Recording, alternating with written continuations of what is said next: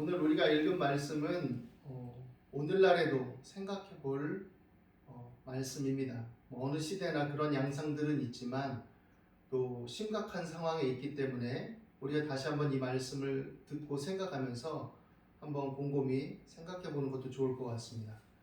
악을 선하다 하며 선을 악하다 하며 흑암으로 광명을 삼으며 광명으로 흑암을 삼으며 쓴 것으로 단 것을 삼으며 단 것으로 쓴 것을 삼는 자들은 화 있을진저 스스로 지혜롭다 하며 스스로 명철하다 하는 자들은 화 있을진저 포도주를 마시기에 용감하며 독주를 잘 빚는 자들은 화 있을진저 그들은 뇌물로 말미암아 악인을 의롭다 하고 의인에게서 그 공의를 빼앗는도다 했습니다.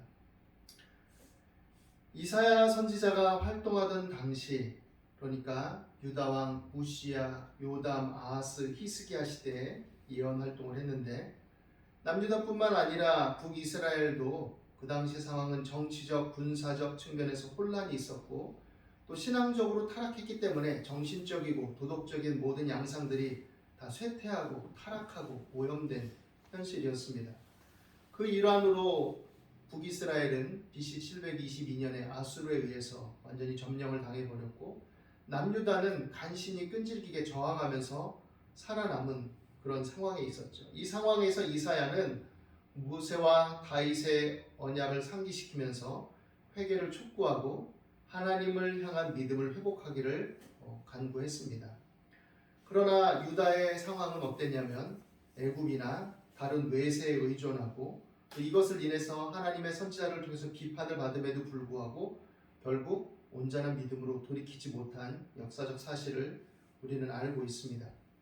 오늘 말씀을 보면 심각하게 가치관이 전도되고 심각하게 사회 윤리와 도덕적 기강이 무너지고 개인의 양심과 윤리와 도덕이 완전히 실추된 그러한 상황, 현실을 보게 됩니다.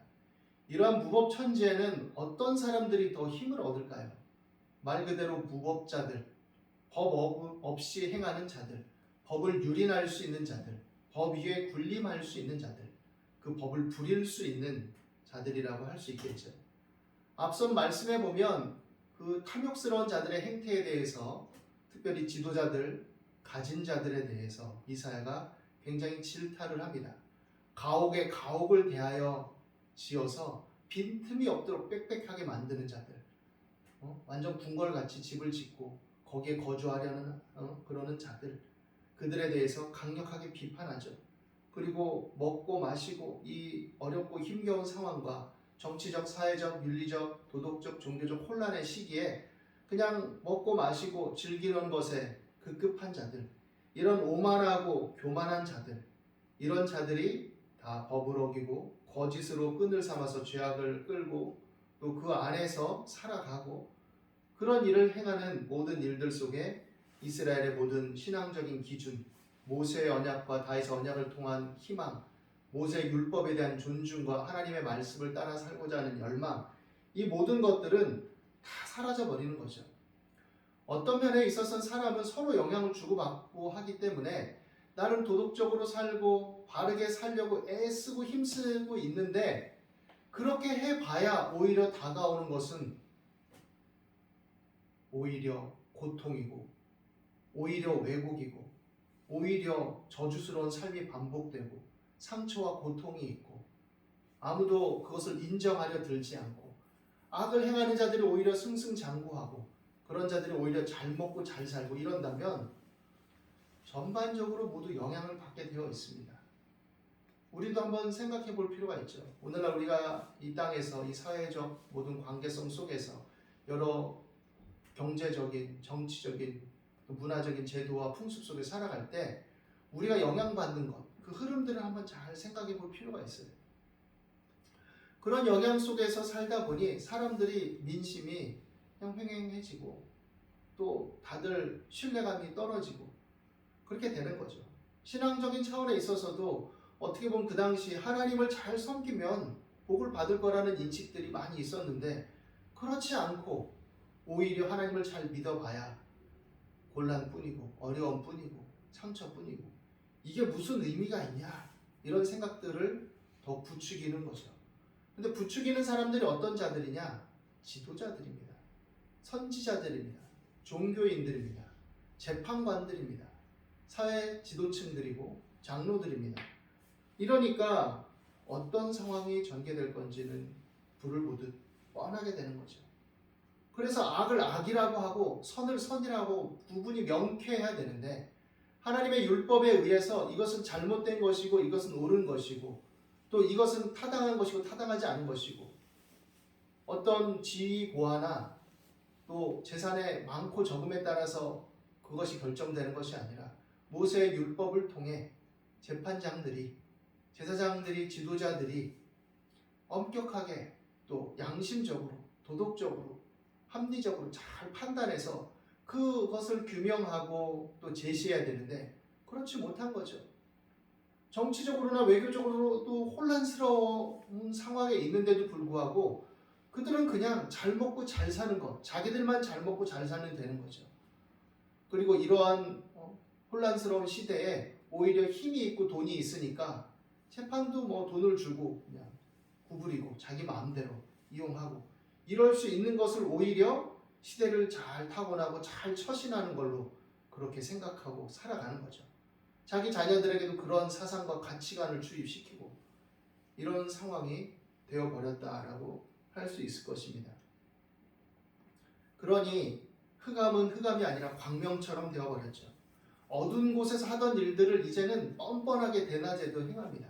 사람들이 양심이 없고 수치심이 없어서 잘못을 범하고 악을 행함에도 불구하고 그것이 큰 이익을 주고 자신을 만족시키고 뭔가 일을 크게 성취시키고 세상에서 잘 먹고 잘 살 수 있는 수단이 되고 방법이 된다면 아랑곳 하지 않는 거예요.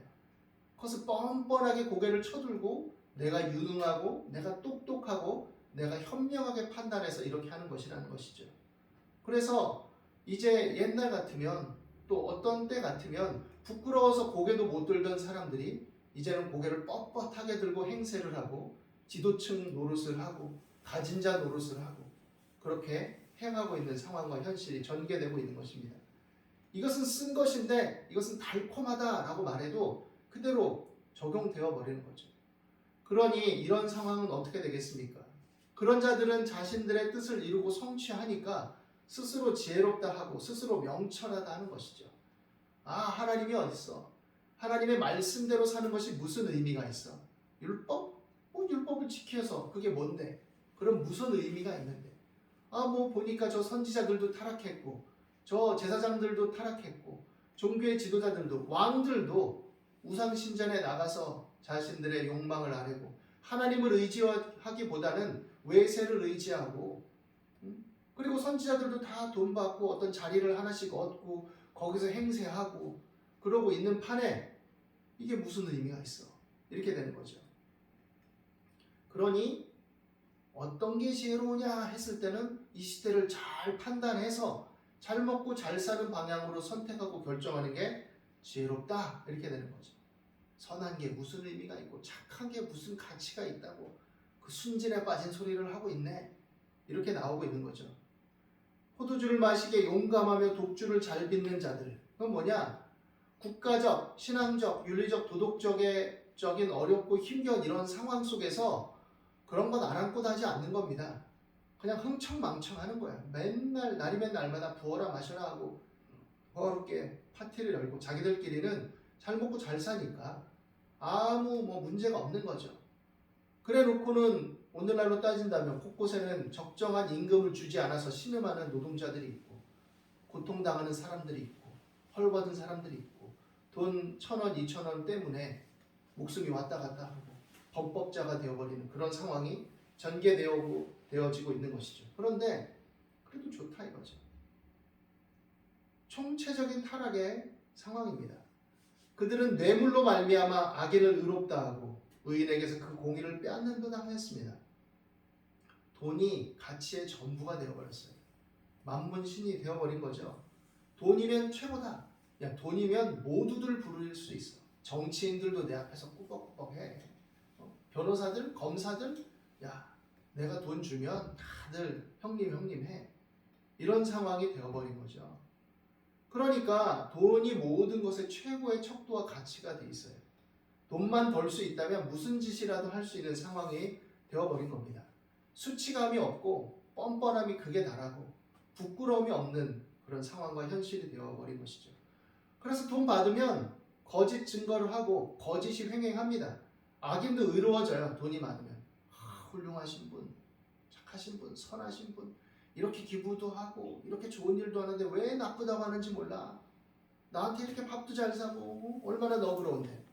그런데 이중적이죠. 뒤에 가서는 수많은 악을 행하고 사람의 생명을 아무것도 아닌 것처럼 여기고 다른 사람 것을 함부로 빼앗고 폐악질을 하고 집안에서도 자녀들과 아내와 남편 위에 군림하고 부모 형제도 없고 이런 일들이 성행하죠.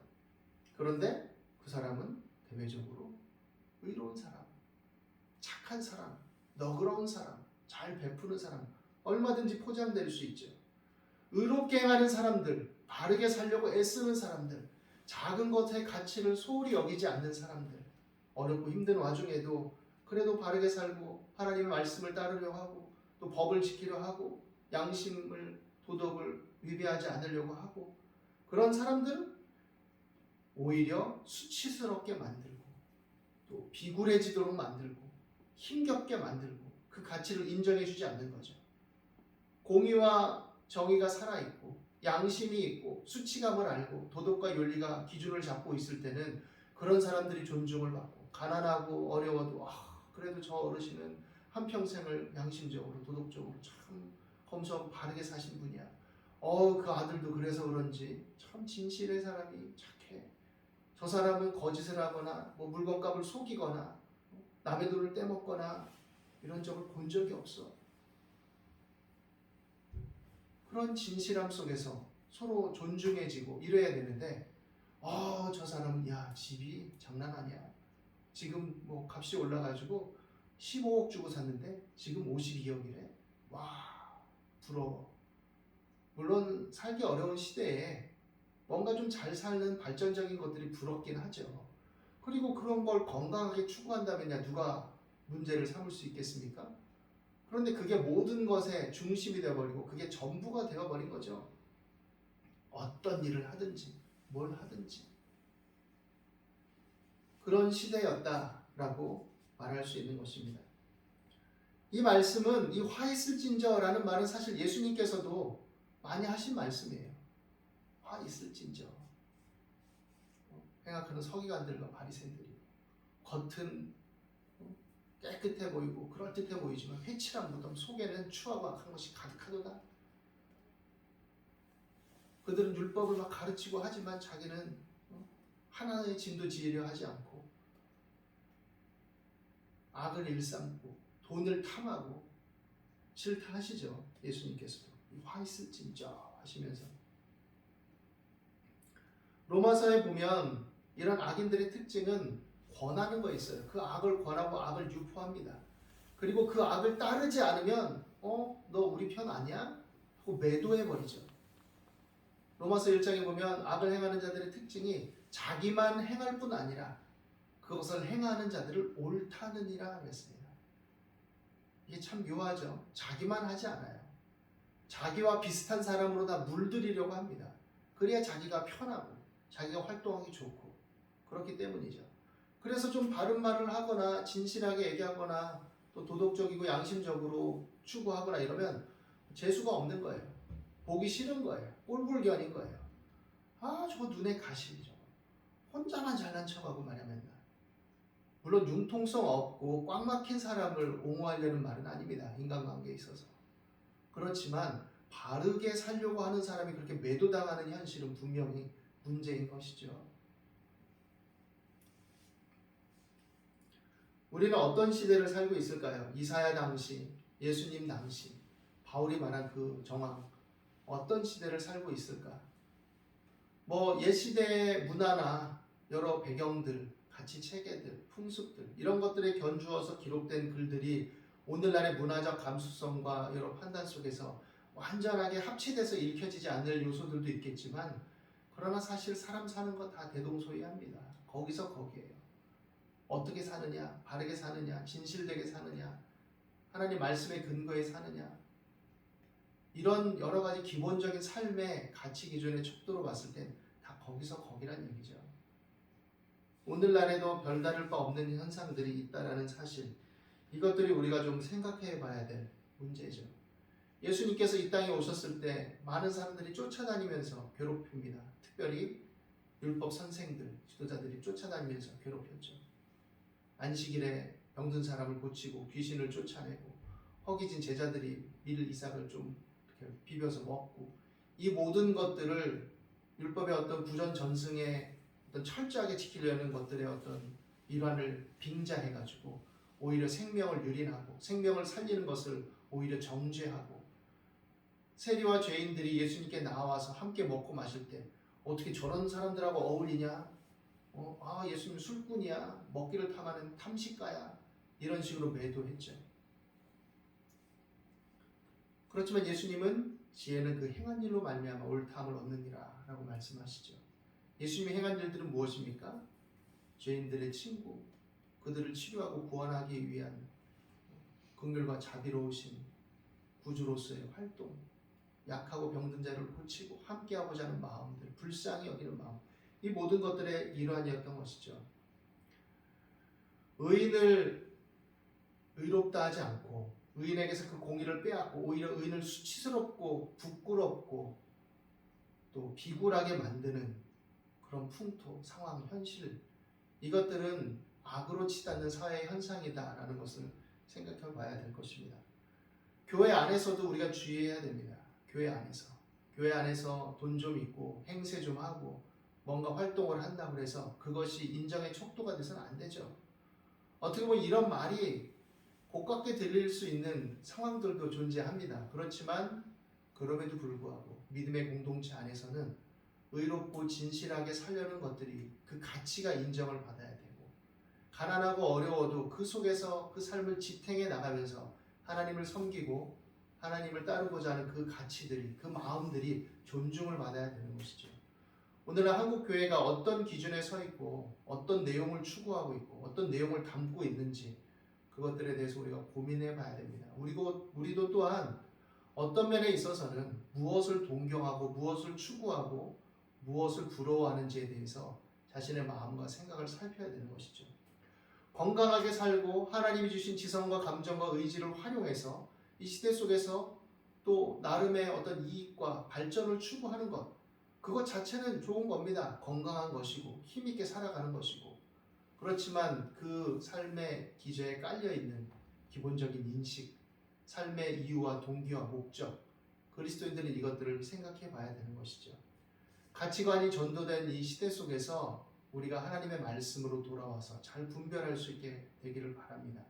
우리가 살아가는 것, 즐거움을 추구하는 것, 모든 관계성을 맺는 것, 일을 하는 것, 어떤 사안을 판단하고 분별하는 것, 또 문화적인 것들을 접하고 그것들을 판단할 때 그 속에서 어떤 기준과 가치관을 가지고 살아갈 것인가. 때때로 우리가 하하 웃고 즐겁고 재밌다 이렇게 하는 과정 속에 그것을 비평적으로 또 분별하면서 바라보면서 그것들을 향유하고 누리는 것이 아니라 그냥 그 자체에 매몰되고 빠져버려서 그 속에 나도 잠식돼 버리지는 않는가라는 것들을 그리스도인들은 생각해야 됩니다.